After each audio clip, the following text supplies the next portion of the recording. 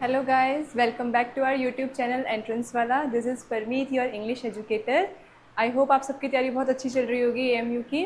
तो आज जो हम आपके लिए लेके आए हैं वो है एएमयू में आने वाले इंग्लिश के मतलब टॉप 30 क्वेश्चंस, जिसमें एक आइडिया प्रोवाइड किया जाएगा कि किस तरह से इस साल एएमयू के इंग्लिश के क्वेश्चंस बन के आ सकते हैं. ओके तो मैं आपको एक सजेशन देना चाहूँगी कि 8 से 9 क्वेश्चन आएंगे इंग्लिश के, राइट. तो उसमें बस आपको इतना कर देना है कि वो आपके इंग्लिश ठीक हो जाए, क्योंकि क्या है कि इंग्लिश इतना टफ नहीं है एक्चुअल में. देखा जाए अगर हमने PYQs भी आपने देखे होंगे पहले, तो बहुत ही नॉर्मल लेवल के क्वेश्चंस हैं. कोई ऐसा कुछ है नहीं कि बहुत ज़्यादा टफ है. तो अगर हम इसकी बिल्कुल मिनिमल सी भी तैयारी कर लेते हैं या थोड़ा सा भी पढ़ लेते हैं तो हमारा ये गारंटीड है कि हमारे इंग्लिश के 8 से 9 क्वेश्चन बिल्कुल करेक्ट रहने वाले हैं. तो इसीलिए आपके लिए अब टॉप 30 क्वेश्चंस आ गए हैं. इनको पढ़िए अच्छे से, इनको समझिए और अपनी तैयारी को इसी तरह आगे बढ़ाते रहे, क्योंकि मतलब इंग्लिश में तो फुल चांसेस हैं कि आपके 8 से 9 क्वेश्चन बिल्कुल ठीक हो सकते हैं. और अगर आप यहाँ पढ़ रहे हैं तो फिर 100% चांस है कि सभी ठीक हो जाएंगे, राइट. तो चलिए लेट्स बिगिन आवर वीडियो, जिसमें आज हैं एएमयू में आने के लिए इंग्लिश के अराउंड टॉप 30 क्वेश्चंस. ओके अब एक एक क्वेश्चन को डिटेल में एक्सप्लेन किया जाएगा, उसका मतलब समझाया जाएगा, चारों ऑप्शंस को एक्सप्लेन किया जाएगा कि कौन सा ऑप्शन करेक्ट है और कौन सा नहीं होना चाहिए, एंड सबके ऑप्शन से रिलेटेड एक हिंट दी जाएगी. इससे क्या होगा कि अगर इससे रिलेटेड कोई क्वेश्चन आता है, क्योंकि सेम तो आए मे भी आ जाए सेम, बट अगर इससे रिलेटेड कोई आता है तो आप उसमें कंफ्यूज ना हो, आप उसको ईजिली सॉल्व कराएं. ओके चलिए, तो आज हमारे तो टॉप 30 क्वेश्चंस की सीरीज़ है, जिसमें पहला क्वेश्चन आ गया. पहला है सिनोनिम ऑफ वैलिएंट. अब वैलिएंट का मतलब पता होना चाहिए. वैलिएंट का मतलब होता है बहुत ही ब्रेवरी के साथ, बहुत ही बहादुरी के साथ किसी काम को करना, राइट. ये आपकी डिक्शनरी को इम्प्रूव करेगा. अगर जो भी सिनोनिम है, एंटोनिम वाले वर्ड्स यहाँ पर आते हैं तो उसको एक पेज पर एक सीरीज़ बना के नोट करते चलिए, जिससे क्या होगा कि जब आप फर्दर कभी कोई ऐसा वर्ड आ जाए जिसका मतलब ना पता हो तो आप इसमें से देख के उसको समझ सकते हैं, और इससे आपका नॉलेज ही इंक्रीज हो रही है, आपका डिक्शनरी जो है आपकी बढ़ रही है. इसमें समझ में आ रहा है आपको सब. तो सिनोनिम ऑफ वैलिएंट, पहले वैलिएंट का मतलब पता होना चाहिए, उसके बाद ही हम सिनोनिम बता सकते हैं. तो वैलिएंट जो है, वैलिएंट का मतलब होता है कोई काम करना, राइट, जो कि बिल्कुल बोल्डनेस के साथ हो, बहुत ब्रेवरी के साथ, बिना डरे. ठीक है, तो वैलिएंट का मतलब है बिना डरे किसी काम को करना, ब्रेवरी के साथ किसी काम को करना, राइट. तो यहाँ पर पहला ऑप्शन ब्रेव है, ये हो सकता है. सेकंड में वीक है, अपोजिट हो गया. लेजी नो, और फुलिश भी नहीं होगा. सिनोनिम का मतलब होता है सेम मीनिंग, ये भी याद रखेंगे. ऐसा नहीं कि इसमें अपोजिट कराएं. सिनोनिम का मतलब है सेम मीनिंग, यानी कि ऐसा वर्ड ढूंढना है चारों ऑप्शंस में से जिसका सेम मतलब किसके जैसा हो, वैलिएंट जैसा हो. तो यहाँ पर साफ साफ दिख रहा है कि वैलिएंट जैसा सेम मीन जो है वो ब्रेव साउंड कर रहा है. Is it okay? पहला MCQ यहाँ खत्म होता है. अब आगे बढ़ेंगे इसमें. Next, he has been working here dash 2019. अब यहाँ पर हो जाते हैं बच्चे कंफ्यूज कि अब टाइम पीरियड आ गया, तो अब इसमें हम सिंस लगाएं, फॉर लगाएं या फ्रॉम लगाएं, आखिर लगाएं तो लगाएं क्या, राइट. तो अगर आपने मेरी पहले वीडियोस देखी है, पुरानी वीडियोस देखी हैं, तो उसमें मैंने आपको हिंट दी है फॉर और सिंस से रिलेटेड, कि जहाँ भी आपका पॉइंट ऑफ टाइम होगा, पॉइंट ऑफ टाइम, तो वहाँ आप सिंस लगाएंगे, राइट. लेकिन जहाँ आपका पीरियड ऑफ टाइम यूज होने वाला है, वहाँ आपको फॉर का यूज करना है, राइट. अब ये पॉइंट ऑफ टाइम और पीरियड ऑफ टाइम क्या है? पॉइंट ऑफ टाइम मतलब एक पर्टिकुलर टाइम, ठीक है, 5 बजे, 6 बजे, 5 साल, 6 साल, 5th year, 6th year, right. लेकिन पीरियड ऑफ टाइम क्या है कि जब कोई काम स्टार्ट हुआ और जब कोई काम खत्म हुआ, उसके बीच की time duration period of time कहलाएगी. Is it okay? तो जब भी हमारे पास पॉइंट ऑफ टाइम गिवन हो तो उस केस में हम हमेशा सिंस का यूज करते हैं, और जब भी हमारे पास पीरियड ऑफ टाइम हो तो उस केस में हम हमेशा फॉर का यूज करते हैं. Is it okay? चलिए अब इसके ऑप्शंस में देख लेते हैं. अब यहाँ पर पहले मतलब समझते हैं क्वेश्चन का. He has been working here dash 2019. अब ये जो टाइम पीरियड है ये एक पर्टिकुलर ईयर है, राइट. पर्टिकुलर ईयर है, पर्टिकुलर पॉइंट ऑफ टाइम है कि इसी टाइम पर ये काम हुआ है. राइट। तो यहाँ पर क्या आना चाहिए, he has been working here since 2019। Why? क्योंकि हमने सिंस में देखा कि जो सिंस वर्ड है वो हमारा पॉइंट ऑफ टाइम के लिए यूज़ किया जाता है। That's why our correct option is A, since. Is it okay? अब ये समझ में आ गया होगा आपको। नेक्स्ट चलिए, each of the boys dash given a prize. तो ईच जब लगा है, राइट, तो अब इसमें हमें क्या करना होगा, ईच जो है, अब कई बच्चे कहेंगे कि यहाँ पर बॉयज़ है यानी कि प्लूरल है। ओके, तो जब प्लूरल है हमारा सब्जेक्ट बॉयज़, तो इसके साथ हम प्लूरल हेल्पिंग वर्ब भी लगाते हैं। बट हमने ये रूल्स में सीखा है कि जब भी ईच यूज़ होगा, राइट, जब भी ईच यूज़ होगा तो उस केस में हम सिंगुलर हेल्पिंग वर्ब का ही यूज़ करेंगे। क्यों? क्योंकि इसका मतलब क्या बन रहा है, पहले वो समझते हैं कि हर एक बॉय को प्राइज़ दिया गया, यानी कि हर एक, और हर एक जो है वो सिंगुलर है, मतलब एक अकेला बॉय सिंगुलर की कैटेगरी में आएगा। तो each of the boys dash given a prize में यहाँ पर हमें सिंगुलर हेल्पिंग वर्ब लगानी होगी, राइट। तो पहला है वर, प्लूरल है, आर भी प्लूरल है, वॉज और हैव, तो हैव भी प्लूरल की कैटेगरी में आ जाता है। तो यहाँ पर जो करेक्ट ऑप्शन होगा वो होगा was. Each of the boys was given a prize. Is it okay? चलिए next, he said do you know me. अब इसमें हमें करना होगा इनडायरेक्ट स्पीच में, ये डायरेक्ट स्पीच में है, इसको हमें इनडायरेक्ट स्पीच में कन्वर्ट करना है, राइट। तो डायरेक्ट इनडायरेक्ट में हमने ये सीखा है कि हमें सबसे पहले ये इन्वर्टेड कॉमास को हटाना होता है। ओके, उसके बाद अच्छा ये सुन लो, डायरेक्ट इनडायरेक्ट यहीं पर ब्रीफ में सीख लो।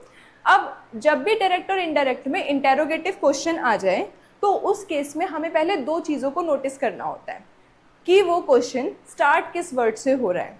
अगर वो क्वेश्चन HW या WH वाले वर्ड, क्वेश्चन वर्ड से स्टार्ट होगा, for example how, where, what, अगर वो ऐसे कुछ वर्ड से स्टार्ट हो रहा होगा उस केस में क्या करेंगे।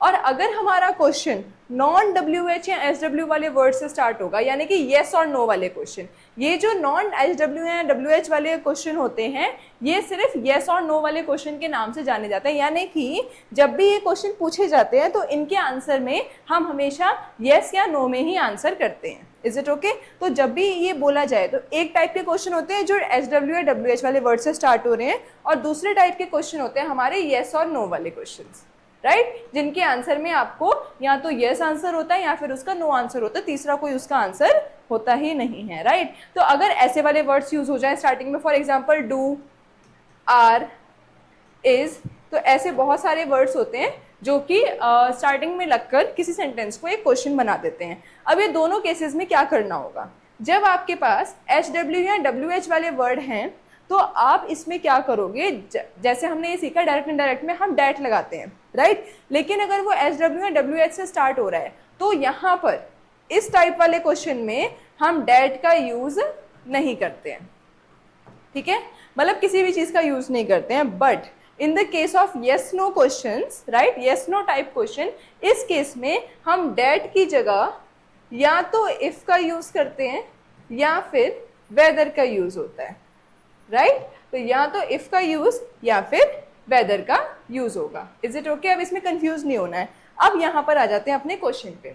अब यहाँ पर सबसे पहले तो ये पहचानना पड़ेगा कि जो हमारा क्वेश्चन है वो स्टार्ट कौन से वाले वर्ड से हो रहा है, WH वाले वर्ड से या फिर येस और नो वाले वर्ड से। तो हमें दिख रहा है कि येस और नो वाला क्वेश्चन है क्योंकि इसके आंसर में हम या तो येस बोलेंगे या फिर नो बोलेंगे। डू यू नो में, क्या आप मुझे जानते हो, राइट। तो या तो येस होगा इसका आंसर या फिर नो होगा। तो ये हमारा सेकंड कैटेगरी वाला क्वेश्चन है। अब इसमें हमें क्या करना होगा, इसमें हमें जहाँ पर ये कॉमा लगा है, हम जो नॉर्मल सेंटेंसेस होते हैं उसमें डैट का यूज़ करते हैं, बट इस केस में या तो हम इनके बीच में इफ़ लगा दें, ठीक है, या फिर हम इनके बीच में वेदर लगा दें, तो वो करेक्ट माना जाएगा। तो अब पहले ऑप्शंस में से चेक कर लो कि इफ़ या वेदर किस में है। साफ साफ दिख रहा है एक में ही है, क्योंकि ना तो इसमें इफ़ यूज़ हो रहा, ना ही इसमें इफ़ यूज़ हो रहा, और ना ही इसमें इफ़ यूज़ हो रहा है। तो इसी से हमें हिंट मिल गई कि हमारा करेक्ट ऑप्शन कौन सा होने वाला है, ए। लेकिन चलो अगर आपको हिंट भी ना दी हो, अगर आपको वैसे ही पहचानना हो तो भी सीख लो। तो जब भी क्वेश्चन वर्ड आते हैं तो यहाँ पर जो सैड है या सैड टू है, नॉर्मल सेंटेंसेस में, इंपेरेटिव सेंटेंसेस में हम सैड टू का टोल्ड करते थे, बट इस केस में हम सैड की जगह या सैड टू की जगह आस्क्ड या इंक्वायर्ड लगा सकते हैं। क्या लगा सकते हैं? सैड की जगह या फिर सेड टू की जगह या तो हम आस्क्ड का यूज़ करेंगे क्योंकि क्वेश्चन पूछा जा रहा है, या फिर एनक्वायर्ड का यूज़ कर सकते हैं, राइट। तो यहाँ पर हम सैड की जगह या तो आस्क्ड का यूज़ होगा या एनक्वायर्ड का यूज़ होगा, दोनों करेक्ट है। ओके, तो यहाँ पर आ गया ही आस्क्ड, उसके बाद हमने इफ़ लगा दिया। अब जब इफ़ लग गया तो यहाँ पर ये वाला क्वेश्चन वर्ड की नीड हमें है ही नहीं। ओके, जब इफ़ या वेदर लग गया तो वो क्वेश्चन वर्ड की नीड हमारी खत्म हो जाती है इसी के साथ। अब हमें क्या करना है, इसको चेंज करना पड़ेगा हमारे सब्जेक्ट को। तो यहाँ पर यू की जगह क्या हो गया आई, नो की जगह इसकी थर्ड फॉर्म, उसके बाद new, and then is me की जगह इसका हिम आ गया। अब हिम क्यों आया, क्योंकि यहाँ पर ही था तो उसी का हमने प्रोनाउन यूज़ किया। Is it okay? तो ये हमारा इसके साथ खत्म हो जाएगा। ओके, तो यहाँ पर हमारा इस तरह से हम डायरेक्ट और इनडायरेक्ट को कन्वर्ट कर देते हैं। तो इसका इनडायरेक्ट बन जाएगा he asked if I knew him. I hope आपको ये सब क्लियर हो गया होगा आराम से। चलो नेक्स्ट, करेक्ट स्पेलिंग बतानी है सेपरेट की। अब ये बड़ी इजी स्पेलिंग है सेपरेट की, आई होप आप सबको आती होगी। तो सेपरेट की करेक्ट स्पेलिंग होती है SEPARATE। ओके, तो यहाँ पर दोनों में ए आता है, इधर भी और इधर भी, तो ये हमारा करेक्ट ऑप्शन हो गया। चलिए, hardly dash he reach the station when the train left. अब इसको सुनो, ये जो कैटेगरी है ये हमारी पास्ट परफेक्ट की कैटेगरी है। अब ये पहचानोगे कैसे, ये भी तो पहचानना पड़ेगा कि पास्ट परफेक्ट की कैटेगरी कौन सी होती है। अब पास्ट परफेक्ट में हम क्या करते हैं, पास्ट परफेक्ट एक्चुअल में होता क्या है, वो एक्शन जो कि सपोज करो एक कोई पर्टिकुलर एक्शन है वो पास्ट में अकर हुआ, और कोई ऐसा एक्शन जो इस पास्ट वाले एक्शन से भी पहले अकर हुआ हो, वो हमारा पास्ट परफेक्ट के अंडर आ जाता है। ओके, जैसे कि hardly dash he reach the station when the train left. Okay, तो यहाँ पर ट्रेन निकल चुकी है और उसके बाद वो स्टेशन पहुंचे, राइट। तो यहाँ पर स्टेशन पहुंचने, ट्रेन निकलने से पहले ही वो स्टेशन, मतलब उससे भी पहले वो वाला काम हो चुका है, राइट। तो यहाँ पर किसका यूज होना चाहिए, पास्ट परफेक्ट में हमारा हैड का यूज होता है।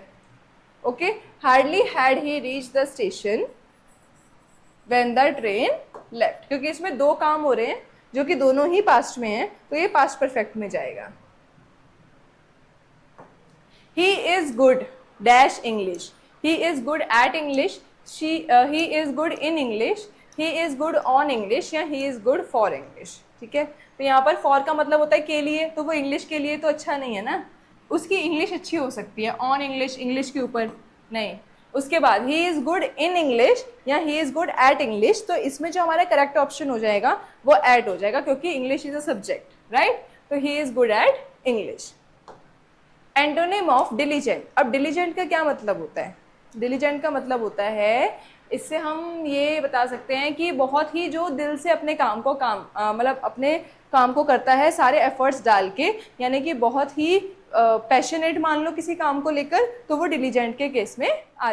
सो डिलीजेंट का मतलब है कि बहुत ही पैशनेटली अपने किसी काम को फॉलो करना, या बहुत अच्छे से, बहुत हार्डवर्क से अपने काम को कंप्लीट करना और पूरा करना, राइट। अब उसका हमें अपोजिट बताना है, एंटोनिम मतलब उसका अपोजिट। तो उसका अपोजिट क्या हो सकता है, देखो एक्टिव जो है वो इससे थोड़ा सिनोनिम लग रहा है, क्यों, क्योंकि अच्छे से अपने काम को करना यानी कि वो एक्टिव होना चाहिए, तो ये उसका अपोजिट नहीं हो सकता। केयरफुली अपने काम को करना, ये भी उसमें आ सकता है, राइट। उसके बाद हार्ड वर्किंग तो होता ही डिलीजेंट है, मतलब डिलीजेंट का मतलब एक तरह से हार्ड वर्किंग है, राइट। तो इसका एंटोनिम क्या हो जाएगा, लेजी, यानी कि बिल्कुल भी अपने काम को ढंग से परफॉर्म नहीं करना।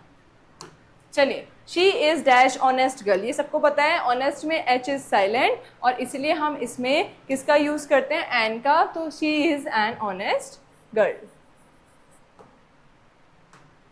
Someone has stolen my bag, इसको हमने करना है पैसिव में।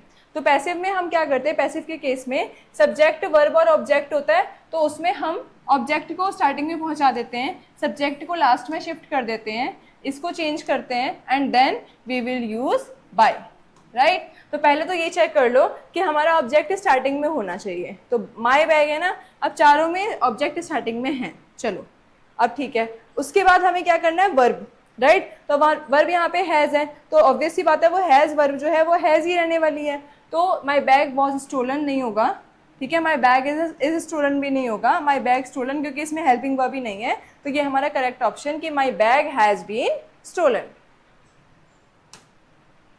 ही behaves as if he dash everything, कि वो इस तरह से बिहेव करता है कि उसको सब कुछ पता है, ये मतलब निकल के आ रहा है इसका। अब पता है यानी कि सिंपल प्रेजेंट, क्योंकि हम सिंपल प्रेजेंट में किसकी बात करते हैं, फैक्ट्स की बात करते हैं। ये किसी पर्सन के बारे में फैक्ट बताया जा रहा है कि वो इस तरह से बिहेव करता है जैसे कि उसको सारी दुनिया का ज्ञान है, उसको सब कुछ पता है, राइट। तो सिंपल प्रेजेंट में हमारा क्या जो रूल है वो क्या रहने वाला है कि सब्जेक्ट होता है प्लस वर्ब। अगर सब्जेक्ट सिंगुलर है तो वर्ब के साथ एस और ईएस और जुड़ जाता है, and then is our object. ये होता है सिंपल प्रेजेंट का रूल। अब यहाँ पर जो वर्ब है वो नो है, राइट। तो अब पहले ये देखना होगा सब्जेक्ट कैसा है हमारा। सब्जेक्ट इज ही, यानी कि सिंगुलर है, तो नो के साथ एस लग जाएगा, तो this will be knows. He knows everything, he behaves as if he knows everything.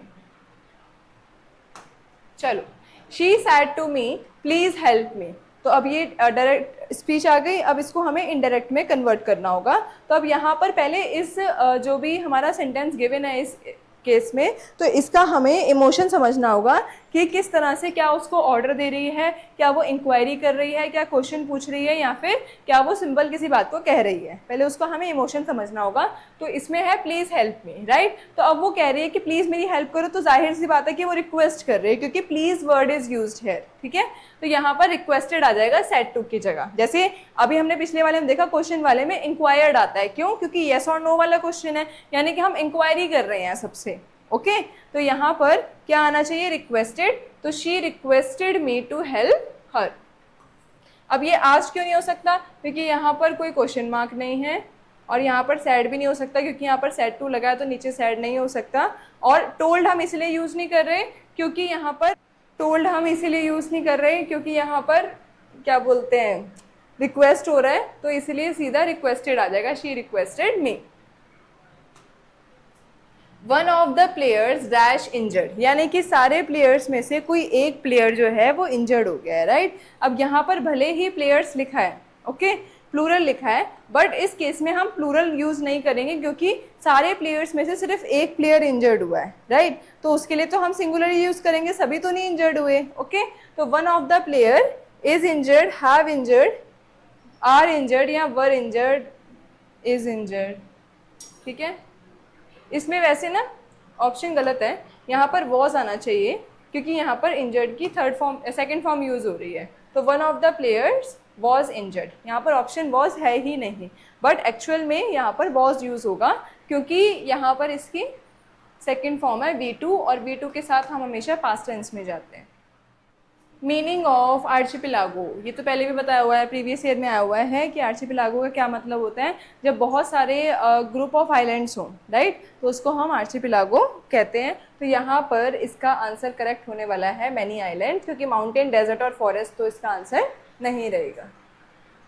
चलिए next, scarcely dash he finished his work when the bell rang, कि जैसे ही उसने अपना वर्क, मतलब जैसे ही बेल बजी तब वो मुश्किल से ही अपना काम कंप्लीट कर ही पाया था, राइट। तो यहाँ पर क्या आना चाहिए, यहाँ पर भी वही वाली बात आ गई कि दो एक्शन परफॉर्म हो रहे हैं पास्ट में। तो पहले ये वाला एक्शन हुआ और उसके बाद तुरंत ही उसका वर्क खत्म हो गया, राइट। तो यहाँ पर क्या आना चाहिए, had. Scarcely had he finished his work when the bell rang, क्योंकि हमने ये पढ़ा है कि जब पास्ट परफेक्ट का यूज़ होता है तो उसमें हैड हेल्पिंग वर्ब यूज़ होती है।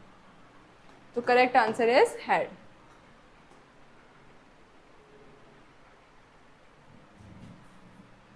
चलो, I would rather dash a movie tonight.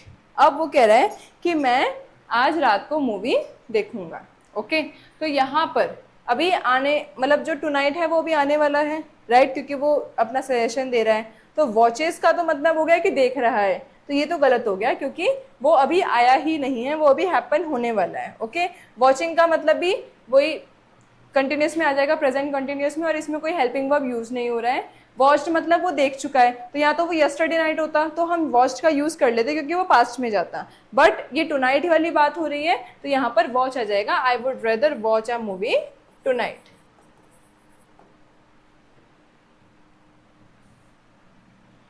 The police dash investigating the case. अब जो पुलिस है, इसको ध्यान से सुन लो, जो पुलिस है उसको हम हमेशा आर में कंसीडर करते हैं, प्लूरल में कंसीडर करते हैं। क्यों? क्योंकि हम कभी भी ये नहीं बोलते कि पुलिसेस आर कमिंग।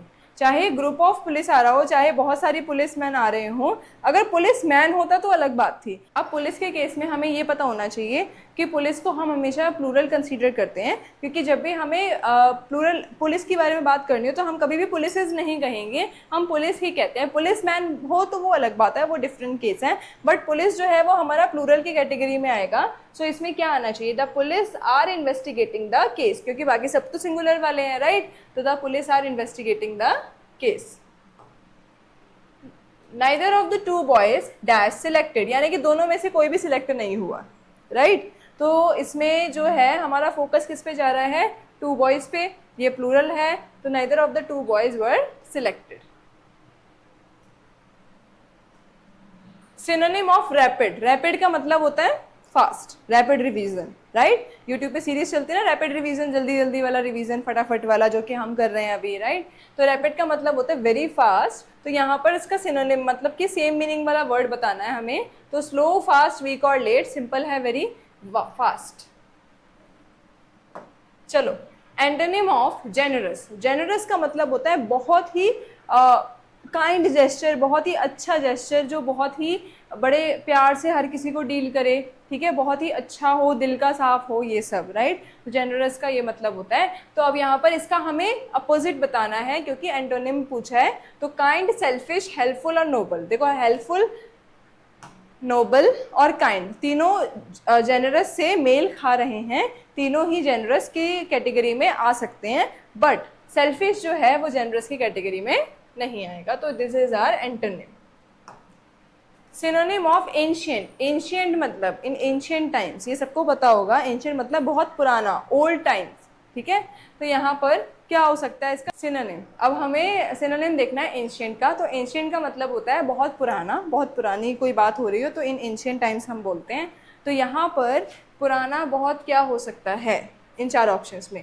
फ्रेश नहीं होगा, न्यू नहीं होगा, मॉडर्न नहीं होगा। Our correct answer is old. चलिए, he has been ill dash last week, कि वो लास्ट वीक से बीमार है। अब जो लास्ट वीक है वो एक पर्टिकुलर पॉइंट ऑफ टाइम है कि वो कब से बीमार है, वो लास्ट वीक से बीमार है। हम एक पर्टिकुलर पॉइंट बता रहे हैं कि हाँ वो ये कब से बीमार है, वो लास्ट वीक से बीमार है, राइट? तो यहाँ पर जब पर्टिकुलर पॉइंट है तो यहाँ पर हमें सिंस का यूज़ करना चाहिए। तो he has been ill since last week. By next year I dash my course, कि अगले साल तक मैं अपना कोर्स कंप्लीट कर लूँगा। अब अगले साल है यानी कि फ्यूचर, तो फ्यूचर में हम किसका यूज़ करते हैं? विल और शैल का। तो यहाँ सीधी सिंपल बात है, हमें जिस ऑप्शन में विल और शैल दिख रहा है वो हमारा करेक्ट ऑप्शन हो जाएगा। तो by next year I will have completed my course. She speaks as if she dash everything, ये तो पहले भी आया था, ही के फॉर्म में आया था, कि वो उस तरह से बोलती है कि उसको सब कुछ पता है। तो अब ये एक फैक्ट स्टेट कर रहा है, यानी कि सिंपल प्रेजेंट में आएगा, और सिंपल प्रेजेंट में हम वर्ब के साथ एस और एस लगाते हैं अगर हमारा सब्जेक्ट सिंगुलर होता है। तो यहाँ पर हमारा सब्जेक्ट शी है और वो सिंगुलर है, तो यहाँ पर क्या आना चाहिए? नोज आना चाहिए। She speaks as if she knows everything.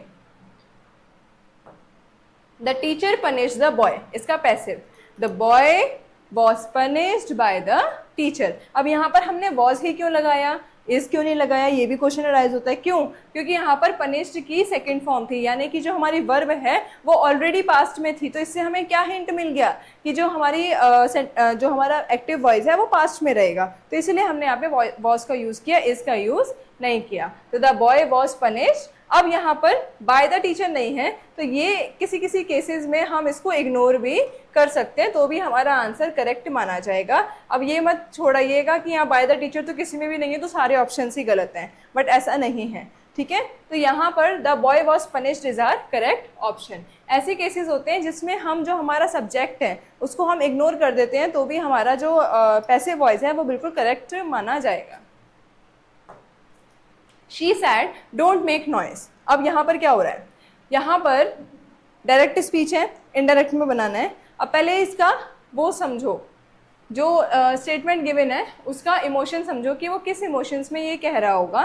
तो डोंट मेक नॉइज यानी कि वो एक तरह से ऑर्डर दे रहा है, राइट। तो she ordered not to make noise, क्योंकि यहाँ पर टोल्ड नहीं आएगा, ठीक है, आस्क्ड भी नहीं आएगा, क्वेश्चन नहीं है, सैड भी नहीं आएगा, तो ये सिंपल ऑर्डर दिया जा रहा है, तो यहाँ पर she order not to make noise.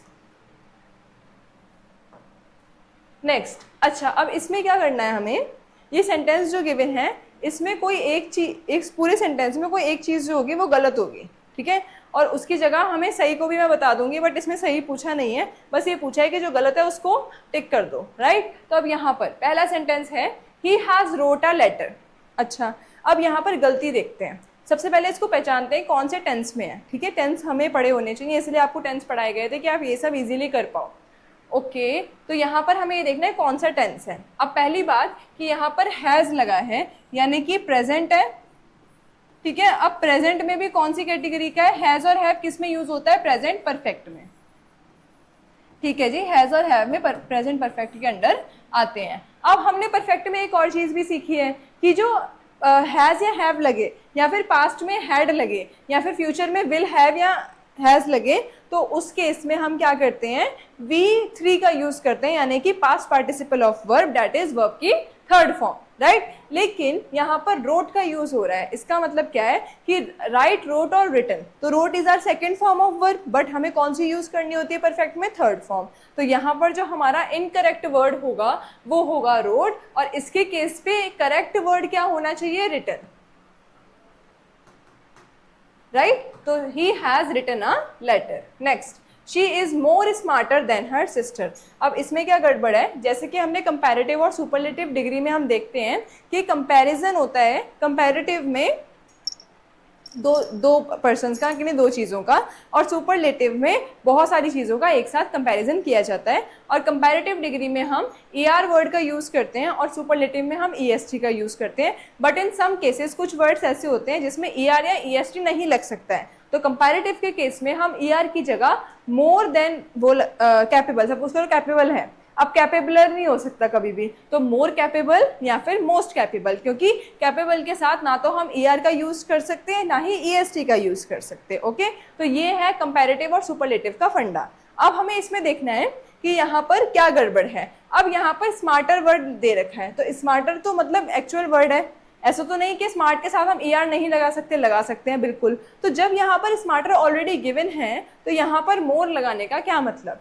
हम दो बार कंपैरेटिव डिग्री को शो क्यों करें, ठीक है ना। तो यहाँ पर जो मोर है वो गलत हो जाएगा, क्योंकि स्मार्ट हमारा एक ऐसा वर्ड है जिसके साथ हम आसानी से ER को यूज कर सकते हैं, तो यहाँ पर मोर का काम ही नहीं है। मोर का काम कब होता है, जब हम किसी वर्ड के साथ ER या EST नहीं लगा पाए, तो ER वाली केस में मोर लगा देते हैं और EST वाली केस में मोस्ट लगा दिया जाता है। तो यहाँ पर जो हमारा इनकरेक्ट वर्ड होगा, जो हमारा एरर होगा, वो मोर होगा, हमें इसको यहाँ से रिमूव करना और कुछ भी ऐड नहीं होगा। Sentence will be she is smarter than her sister. Okay, चलिए करेक्ट स्पेलिंग बतानी है एम्बेरस की। एम्बेरस, इसमें तो 3 स्पेलिंग सेम है भाई, ये तीनों ही सेम है, ऑप्शंस गलत है और एक ये वाली गलत है, राइट। तो इसमें ऑप्शन ही गलत है, इसमें यही 3 ऑप्शन ही ठीक माने जाएंगे, क्योंकि एम्बेरस की स्पेलिंग तो यही होती है। चलिए next, 30th, which sentence contain a gerund object. अब जेरेंड के बारे में मैंने बताया था कि जेरेंड कौन से होते हैं, ऐसे वर्ड्स जिनके साथ अगर ING लग जाए तो वो एज अ नाउन बिहेव करता है, राइट। अब वो सब्जेक्ट भी हो सकता है और वो ऑब्जेक्ट भी हो सकता है, वो उसकी पोजीशन पे डिपेंड करेगा कि उस पॉइंट ऑफ टाइम पे वो एज अ सब्जेक्ट बिहेव कर रहा है या फिर एज अ ऑब्जेक्ट बिहेव कर रहा है। ओके, तो अब हमें इन सारे सेंटेंसेज में कौन सा जेरेंड ढूंढना है, जेरेंड ऑब्जेक्ट वाला ढूंढना है, यानी कि जो नाउन तो है ही बट वो साथ में एज अ ऑब्जेक्ट बिहेव करे। अब यहां पर देखो, आ रनिंग ट्रेन और ही इज रनिंग, तो यहाँ पर तो नहीं हो सकता क्योंकि ये दोनों ही नाउन की तरह बिहेव नहीं कर रहे हैं। अब रनिंग इज फन और आई एंजॉय रनिंग, अब इसमें जो रनिंग है इन दोनों सेंटेंसेस में ये नाउन की तरह बिहेव कर रहा है, बट हमें कौन सा वाला केस कंसीडर करना है इसमें, ऑब्जेक्ट वाला, जिसमें जो जेरेंड है वो ऑब्जेक्ट हो, राइट। तो यहाँ पर हमारा करेक्ट ऑप्शन क्या हो जाएगा, आई एंजॉय रनिंग, क्योंकि यहाँ पर रनिंग नाउन भी है और इसी के साथ साथ जेरेंड ऑब्जेक्ट भी है। ओके, तो ये हमारा करेक्ट ऑप्शन हो गया। चलिए इसी के साथ हमारे टॉप 30 MCQs ख़त्म होते हैं। अब जो नेक्स्ट वीडियो आएगी वो हम टेंसेस पे कंटिन्यू करेंगे, और हो सकता है कि अभी और भी क्वेश्चंस आएँ जो PYQ से रिलेटेड हों, उनके जैसे हो। ओके, तो हम नेक्स्ट वीडियो में मिलेंगे। अपनी तैयारी को ऐसी ही बरकरार रखिए। Thank you so much.